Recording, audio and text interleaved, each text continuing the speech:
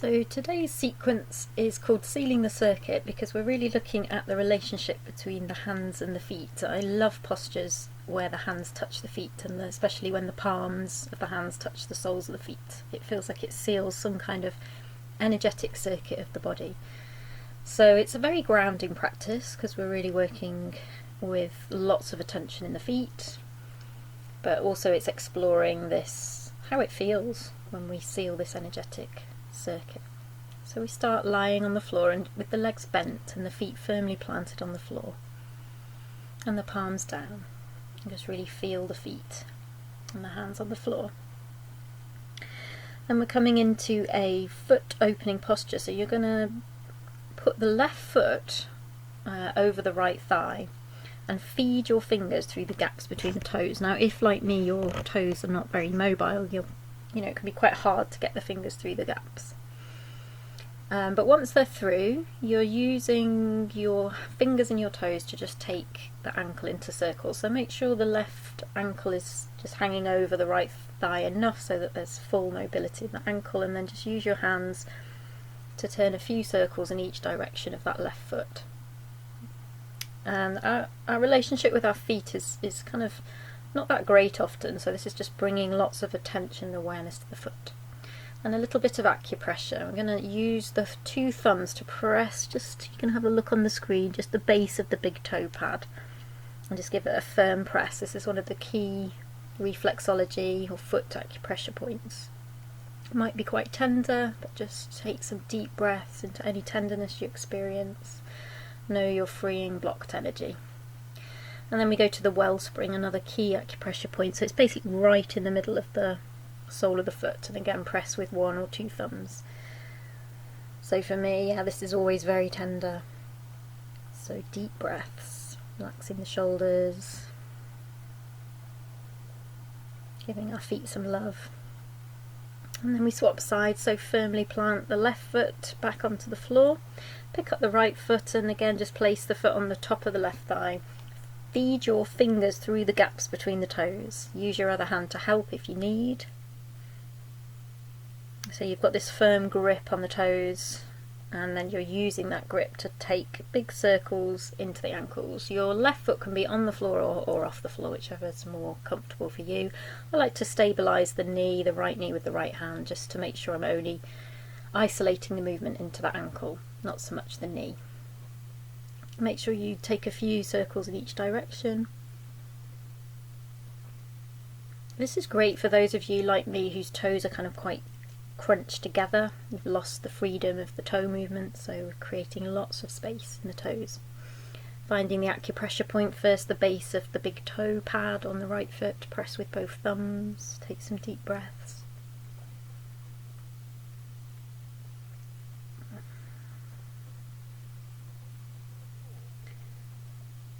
And then change to the wellspring, so press one or two thumbs right into the middle of the sole of the foot.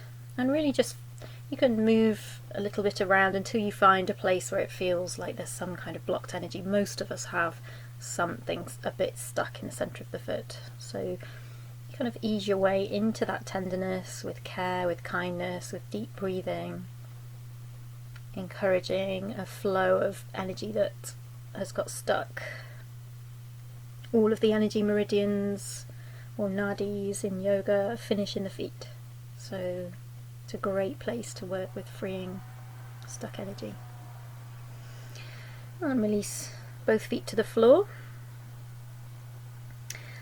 and then bring yourself up to a kneeling position. And we're going to tuck the toes under. So again, if your feet are not particularly mobile, or your toes, you might need to use your fingers to check that all 5 toes of each foot are tucked under, even the little toe. And we're going to sit the buttocks onto the heels, so all of the weight is going down through the toe joints. If this is too much, it can be incredibly intense, just take your fingertips onto the floor in front of the knees and lean your weight forward a little bit. But otherwise staying as upright as you can, but being kind, because there's a lot of weight going through the toe joints. If you've got any kind of bunions or arthritic joints, just be kind, but also try and find that edge, because you know, we get these problems because we neglect our feet. Most of us neglect our feet. So even if it's a bit intense, just take deep breaths and know you're clearing stuck energy. Stay with it. Just focus on the breath, not the sensations, and less the shooting pains. And really slowly ease off. So bring the hands forward and slowly ease off the toes. For me, this is incredibly intense when I come out, but it feels great afterwards. And then sit yourself down on the feet now. So coming into a full kneeling position, we're going to stretch the top of the feet by taking the fingertips back and lifting the knees off the floor. So we're in a kneeling position with the knees off the floor, and if you want more intensity, take the hands further back and lift the knees higher, and if you want even more, you can take the hands off the floor and forward, as I'm doing, into a kind of mini boat. A lot more weight goes down through the top of the feet with the hands off the floor, so if it's too much, just keep your support, keep your hands on the floor. Again, slowly ease out of this, bring the knees down, coming off the heels, and come back into a tabletop position. So knees underneath the hips, hands underneath the shoulders, and there's an option here, because we're working with hands and feet, to turn the wrists all the way the other way, as I'm doing, or halfway, so you could have your fingertips pointing out to the sides of the mat. And then we're going to do cat-cow with different foot positions. So as you inhale into your cat, you're going to tuck the toes under, drop the belly, lift the tailbone, look up. And as you exhale, coming onto the tops of the feet, pressing the spine to the ceiling, dropping the chin to the chest. And just move between these two positions. If it gets too much with the wrists turned halfway out or all the way back, just put them one at a time back to face forward. And just keep working with tucking the toes under into the cow position with the belly down, looking up, and onto the tops of the feet into the cat position as you stretch the spine up to the ceiling, chin to the chest. So just with your breath rhythm, maybe one or two more rounds. And then bring the hands back to face the front, and we're going to stretch the right foot out behind us, the right leg out behind us onto the toes, and again just explore opening up the toe joint here. So I'm kind of rocking forwards and backwards to really open the toes, and then stretch the heel all the way back, so until you feel a slight stretch onto the lower calf, the Achilles tendon on the back of the heel. And then bring that knee back to tabletop and swap sides. So stretch the left leg out behind you, just open up the toe joint again first, just rocking back and forth, really stretching the toes, stretching the fascia of the feet, and then stretch the heel all the way back behind you, opening up the back of the lower leg, back of the heel.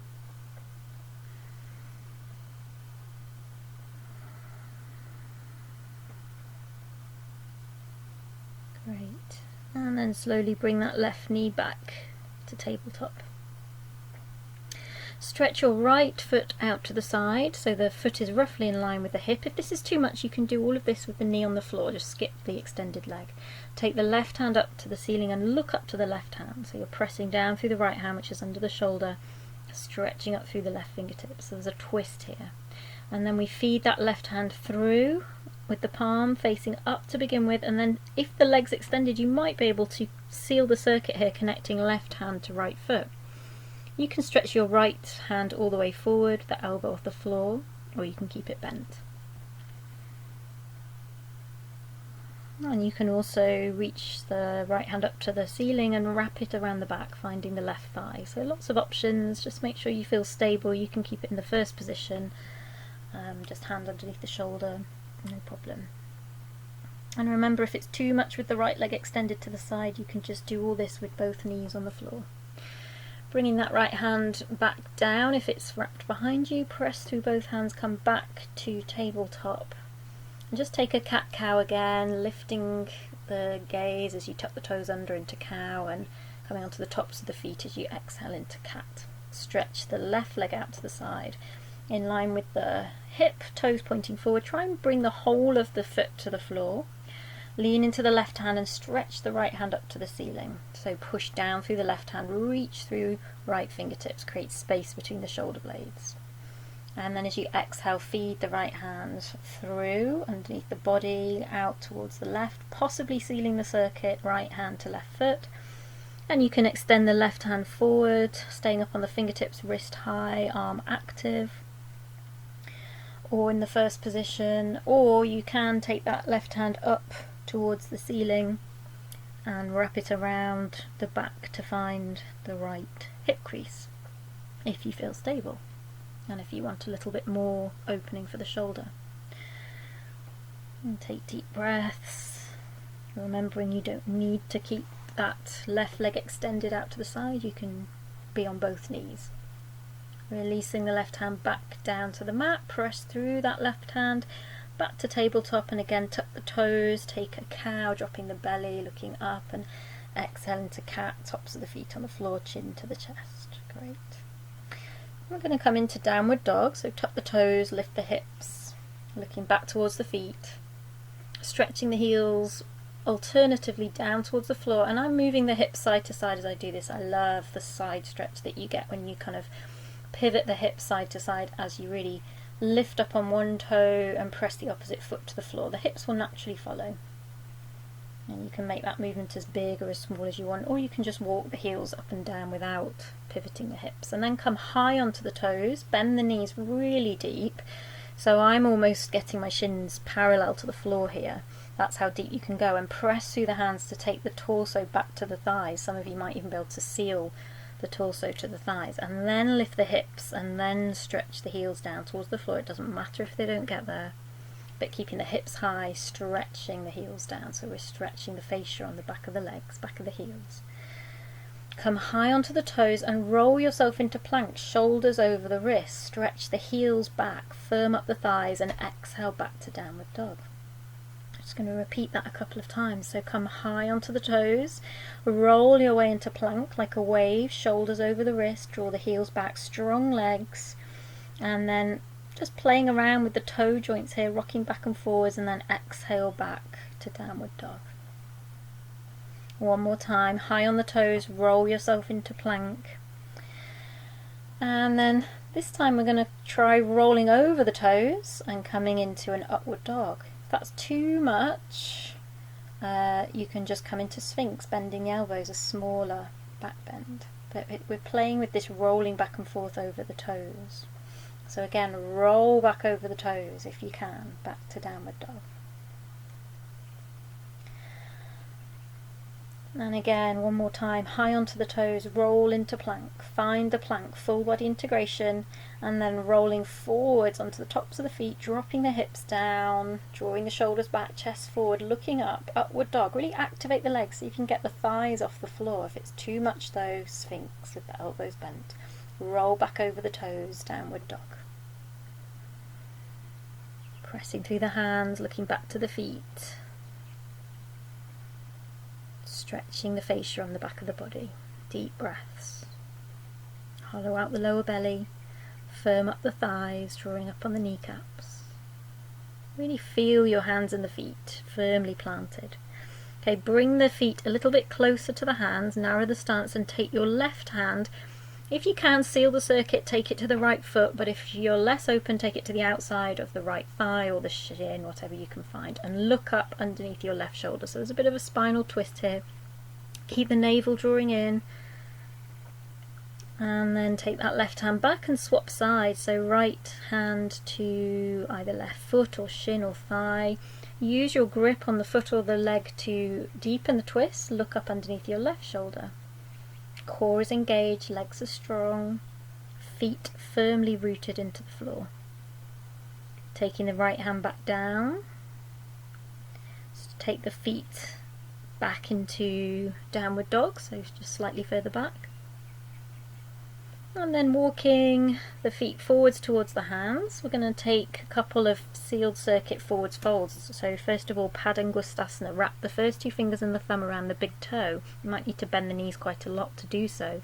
Inhale, look up, lengthen the spine, and exhale, draw the torso in towards the thighs, dropping the top of the head towards the floor, elbows go wide.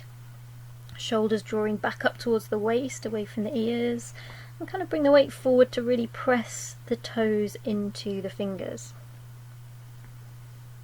Strong legs, relaxed torso.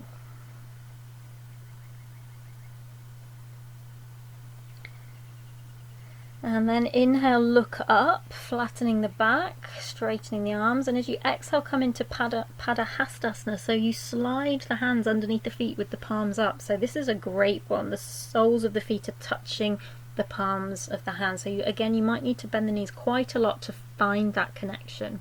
Eventually, when we're more open, the toes are going to touch the inner wrists. So it's a great decompression for the wrists after downward dog and plank. So again, the top of the head is descending to the floor.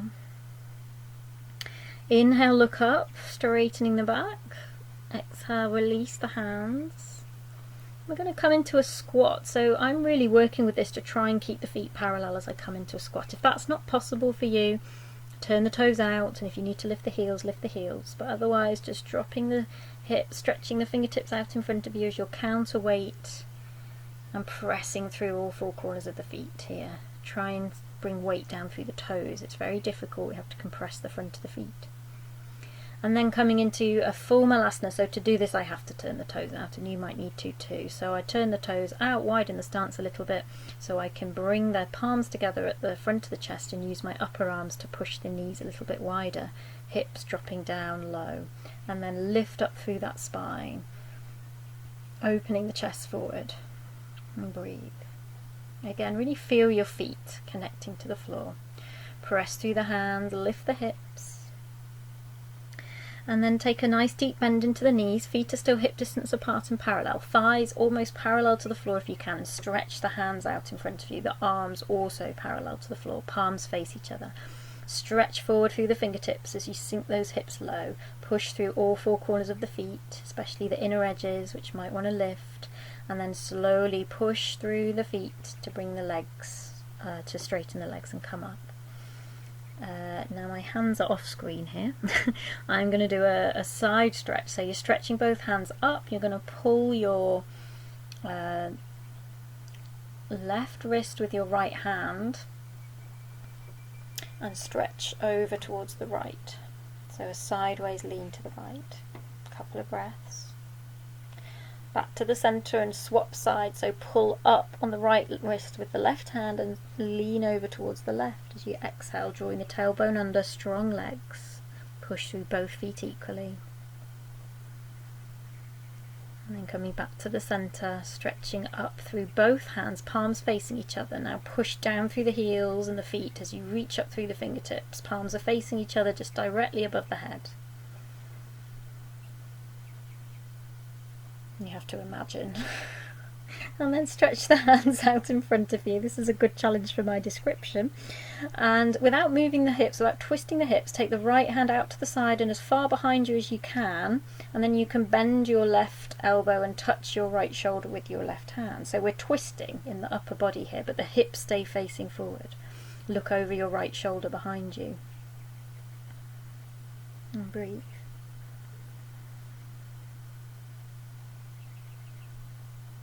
And then bring that right hand back to the front, palms together stretched out in front of you, and then taking the left hand all the way out to the side as far behind you as you can bend your right elbow and touch the left shoulder with your right hand and look out over that left shoulder, but make sure your hips stay facing forward. So this is good discipline for pressing down through the feet, strengthening the legs, keeping that connection in the legs and the feet even as you twist in the upper body.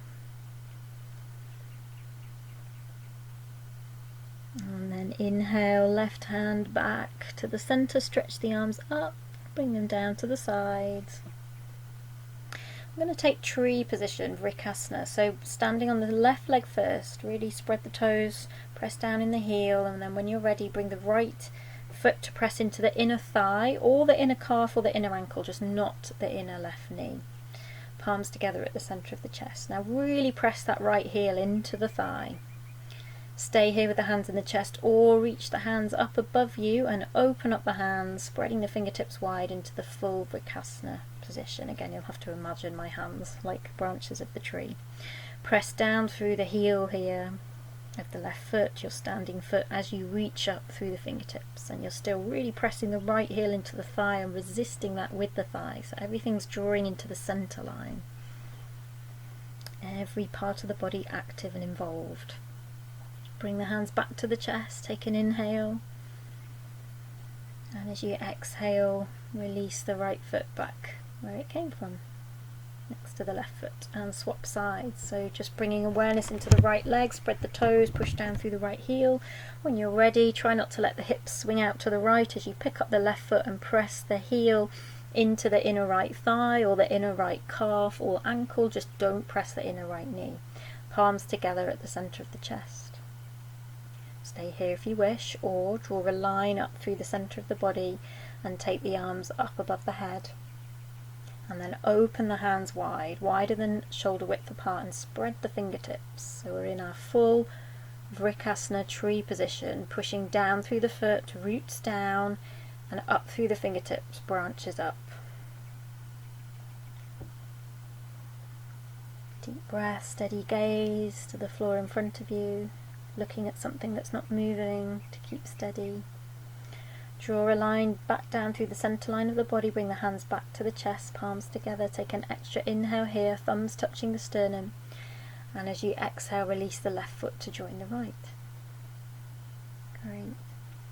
Come to Tadasana, arms to the side, close the eyes here, feet are together, so it's almost a little balance because we have a very small surface area to stand on with the feet together.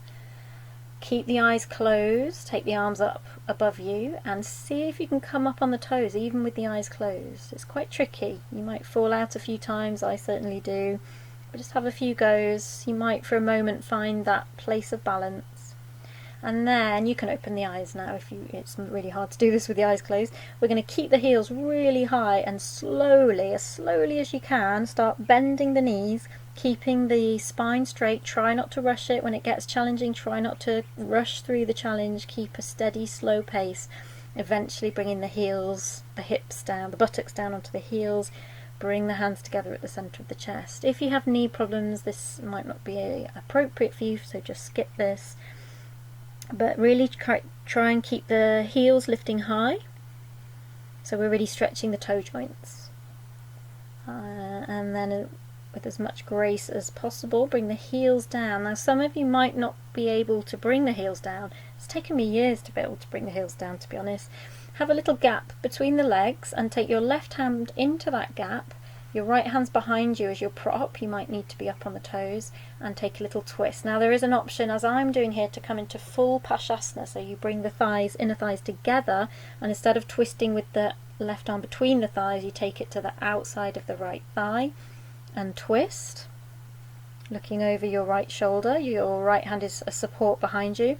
Or full Pashasana, which eventually is done with the heels on the ground. I'm not there yet, I have to come onto the toes here, is to take a bind. So you wrapping, this is really quite tricky, so I'm just doing it because I'm working with this posture, but you really don't need to do the full posture unless you want to have a go.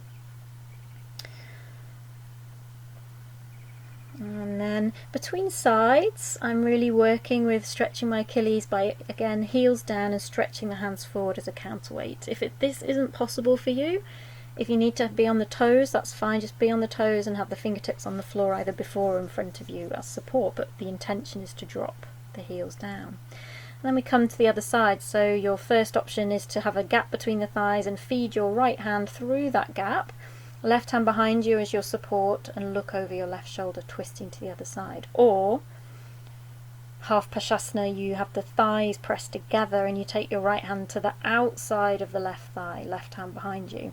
Or full posture, again I need to come onto the toes to do this, but you might be able to do it with the heels down. You take the bind, which again, as I say, is pretty advanced. You don't need to do this. I'm just sharing my personal practice with you, so sometimes I throw in a few crazy things that I'm working with. Okay, and then again that little practice, heels down if you can, fingertips forward as your counterweight, or fingertips on the floor as if you need the support. As I say, it's taken me years to do that, literally. Okay, and then with as much grace, come down to the floor.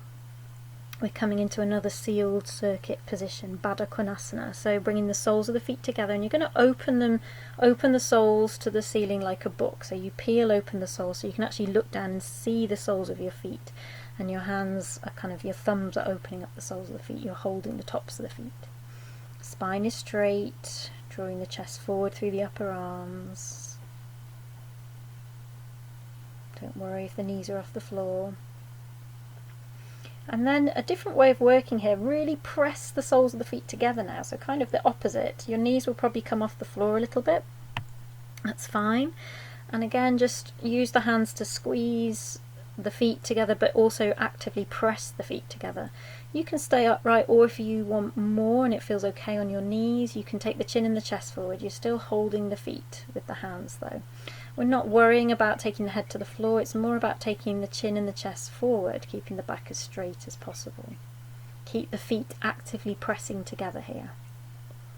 Slowly coming back to upright if you've been coming forward. And we're going to take Upavishta, the wide leg straddle posture. For some of you, there's an opportunity to seal the circuit if you're open enough to take the hands to the feet, otherwise take the hands to the floor in front of you. If you can reach the feet, you're holding onto the little toe edges. Either way, inhale, extend the spine, and exhale, come forward as far as is right for you. So you might just have the hands on the floor in front of you and just drop the head between the upper arms. Keep the legs very active wherever you're at with this, toes to the ceiling. Check in with your toes. Some of us have a tendency to roll them inwards, some of us outwards. Try and get them right up to the ceiling. And then inhale, coming up. So we're going to do a balance on the sacrum, which again is a sealed circuit position. There's an opportunity for some of you to come up with straight legs and keep hold of the feet, take hold of the feet with the hands. If that's not for you, pretty tricky, the way to come into this is to bend the legs first, take hold of the little toe edges, lean back, bring the feet off the floor slightly so you're balancing on the sacrum, and that might be as far as you get, but lift out of the low back, chest lifting. Otherwise you start to push the feet into the hands, maybe coming halfway, maybe coming all the way up. Baya Upavishta, upward looking, wide angle seated pose. Looking up, lifting out of the low back. So remember, you could have the knees bent, the feet could just be hovering slightly off the floor. And slowly with control, bringing the feet down. Great. And then from here, we're going to come into a forward fold, but we want to keep the soles of the feet pressing the palms. So start with the knees really bent so that you can feel palms pressing soles, and then start to walk the feet forward. If you're pretty open, you might be able to straighten the legs, but just go as far as is right for you with the legs as bent as possible, keeping that connection between the palms and the soles. Keep lifting out of the lower back, drawing the chest forward, shoulders back. Breathe. Really active in the feet here, pressing through the heels. Now we're using the hands to pull on the toes. We're stretching the fascia of the feet, which stretches all the way up the back of the lower leg. The whole of the back of the body gets a great stretch.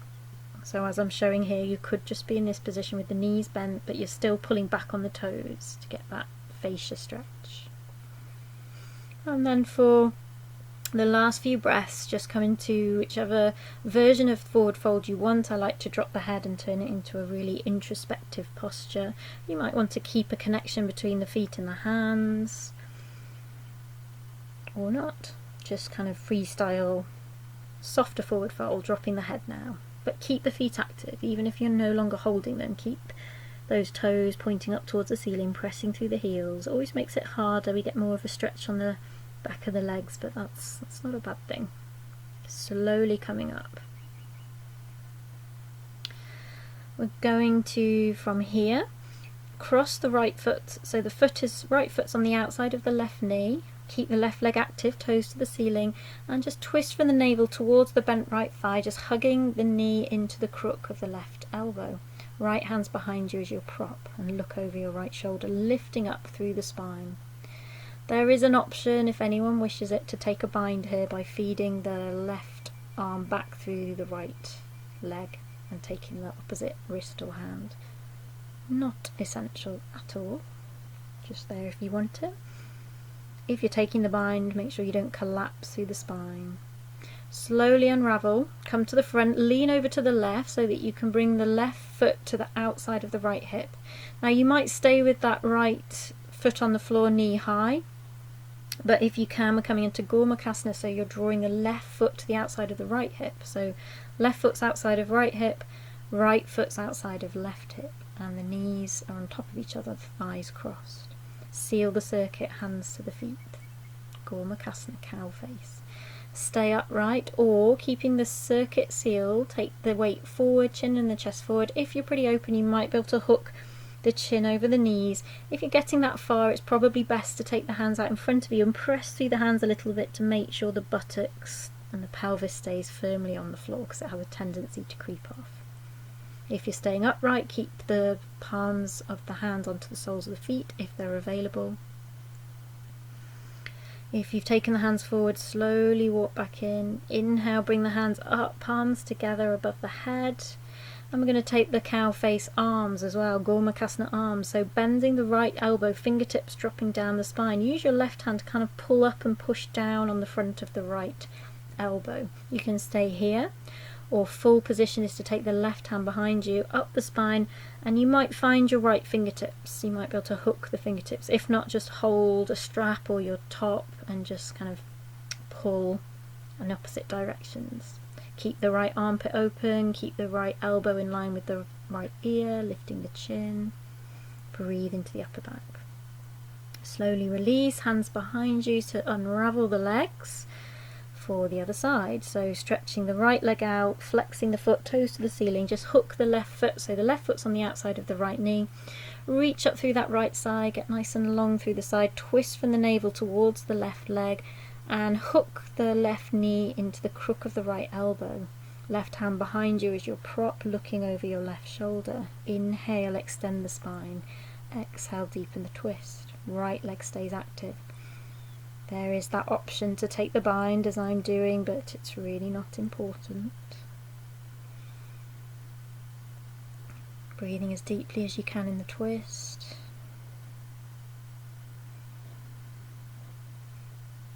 Keep pressing through that right heel, keep pressing down through the sole of the left foot.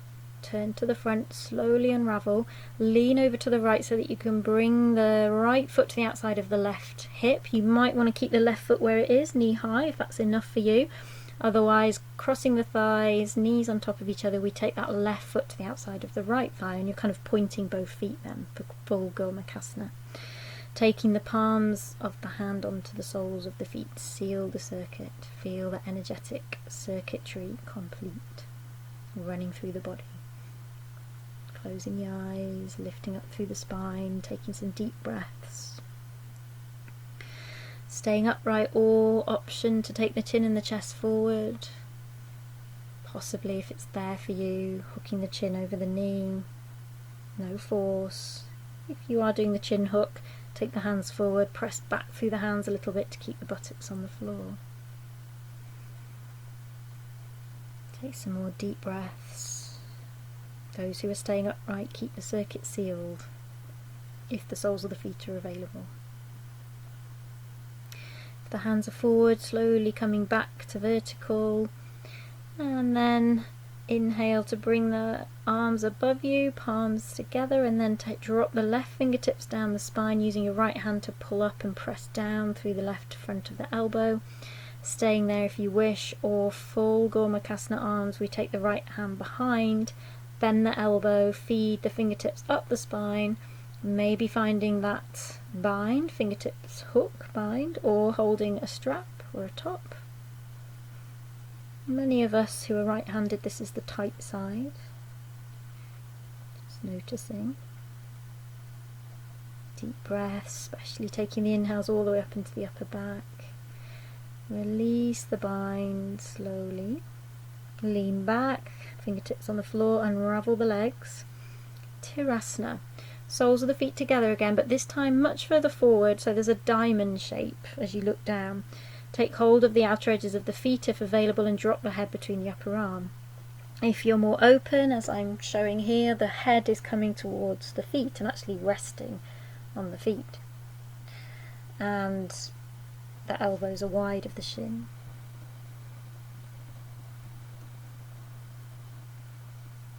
Deep breaths. Slowly coming up. We're going to come down onto our backs, so just slowly make your way down onto your back and lifting up the feet, place the heels close to the buttocks and see if you can keep a connection between the hands and the feet here. It might just be your fingertips touching the back of the heels. So we're going to try and keep that connection as we press through the feet and lift the hips up for our supported bridge, Setu Bandhasana. You might just have the fingertips touching the backs of the heels, or if available you can reach the hands around for the front of the ankle, so sealing the circuit in a different way. You have to really draw the shoulders underneath to do this, and then pressing through the feet, lift those hips high, breathe the chest to the chin. And don't worry if you don't even manage to make contact here with the fingertips to the heels, it's just that's the intention, that's the direction. Really breathe to open the front body, but feel the feet pressing actively down. Legs are super strong here.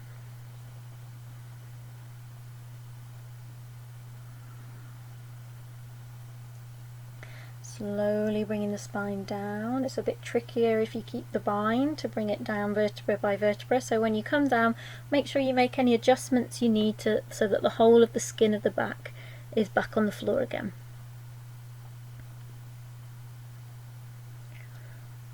Bend the knees, feet on the floor. Stretch the arms back behind you, palms facing each other, and stretch the legs up to the ceiling vertical, pressing through the heels.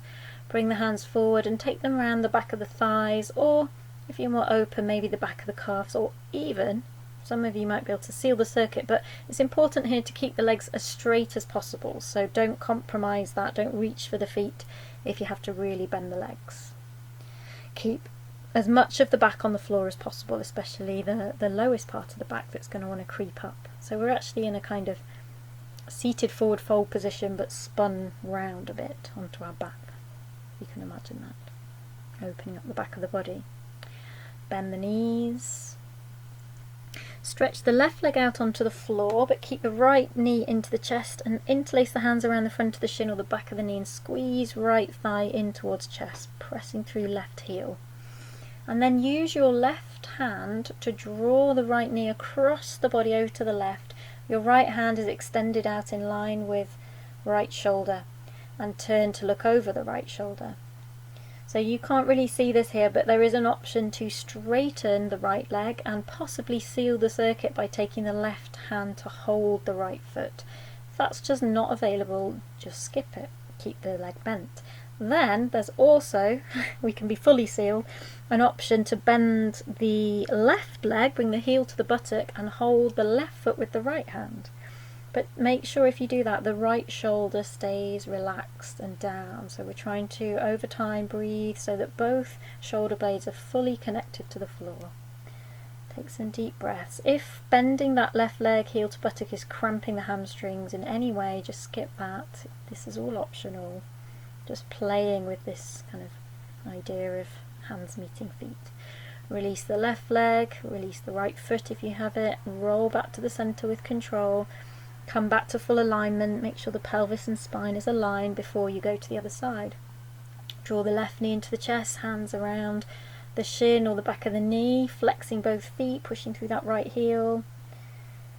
Give your leg a real squeeze into the chest. And then use your right hand, so extend the left arm out in line with the shoulder and use your right hand to, with care, draw the left knee across the body, and you can turn and look over the left shoulder. And again, you can see it now on this side, there is that option to straighten the left leg and possibly seal the circuit, finding the left foot with the right hand. Totally optional. It's a much stronger stretch for the lower back with the leg straight. And then you also have that option to bend the right heel in towards the buttock and find the right foot with the left hand, but trying to relax the left shoulder blade back into the mat. So both shoulder blades dropping into the mat. Deep breaths. Strong releasing posture this, whether you're bound or not. So deep breaths follow each exhale all the way out to completion. Relax, release the right foot, release the left foot, come back to the center. Again, just check your alignment. And then, just for a moment, bend the knees into the chest and take the hands to the feet, if available. And you can keep them there, or if it's more comfortable, then just interlace the hands around the shins or the back of the knees, and just for a moment hugging both knees into the chest, relaxing the upper back, relaxing the jaw, deep breaths. And then our final sealed circuit position, happy baby. So if available, take the hands to the outer edges of the feet. If that's not available, hold the ankles or drape the inner wrists against the backs of the knees, as I'm just demonstrating now, but keep the shins vertical, feet flexed. And breathe, trying to keep the lower back on the floor. That sacrum for many of us is going to want to peel up here, but see if you can keep it connected to the mat. Really slow the breath down now as we move towards the end of the class. Bringing the heels together, knees wide, heels in towards the groin. Supta Baddha Konasana. If you can't hold the feet here, just hold the ankles or the shins, whatever you can find, whilst keeping the head and the shoulders on the mat. So no overstraining. Again, trying to keep as much of the back on the floor. One final squeeze of the knees into the chest, flexing the feet, squeezing everything in, cannonball, squeeze the arms into the legs, squeeze the legs together, head to the knee. Make yourself small and tight, and then slowly release. Bring the head back down to the floor, release the legs. One at a time, extend the legs out, feet flopping out to the side, wider than hips, arms away from the side. Everything aligned, pelvis, spine, neck, head. Taking a couple of super deep breaths here, full inhales, inflating everything, full exhales. And when you've done a couple of really big conscious breaths, just let the breath go to natural breathing, no effort, and relax. Relax the whole body. Palms are facing up. And just taking your awareness into your feet. See if you can notice a kind of tingling, energetic aliveness of the feet after this practice. And if you don't, no worries. No expectations, just observing what you find. And then take your awareness into the palms of your hands. Often when we focus on a part of the body long enough, we do start to feel something. So maybe keeping the awareness in the palms, you may detect a kind of a tingling, a buzziness, kind of electricity, electric kind of feeling. We are electromagnetic beings, we are energetic beings. And the palms and the soles of our feet and the palms of our hands have many, many nerve endings, kind of energy centres. So just observe, without judgment, without expectation, and then even let that go, and just release, receive the fruits of the practice. Know that you've freed energy from this practice. Energy is moving more fully through the body. And making little movements again, deepening the breath, wiggling fingers and toes, and the feet and the head.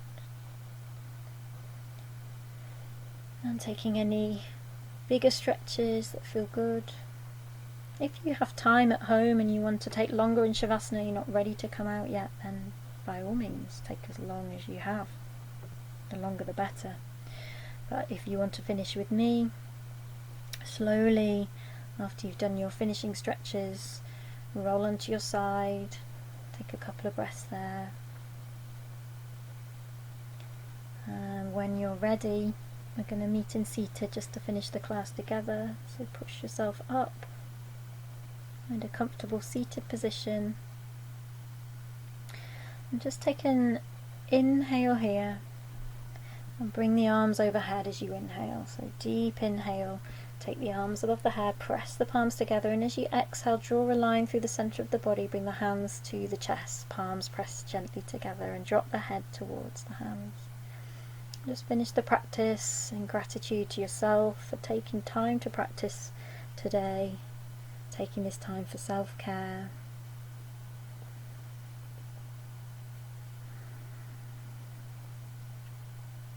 And whenever you're ready, lifting the gaze, opening the hands, coming back. Thank you, namaste. Thank you for sharing practice with me today. Have a great day.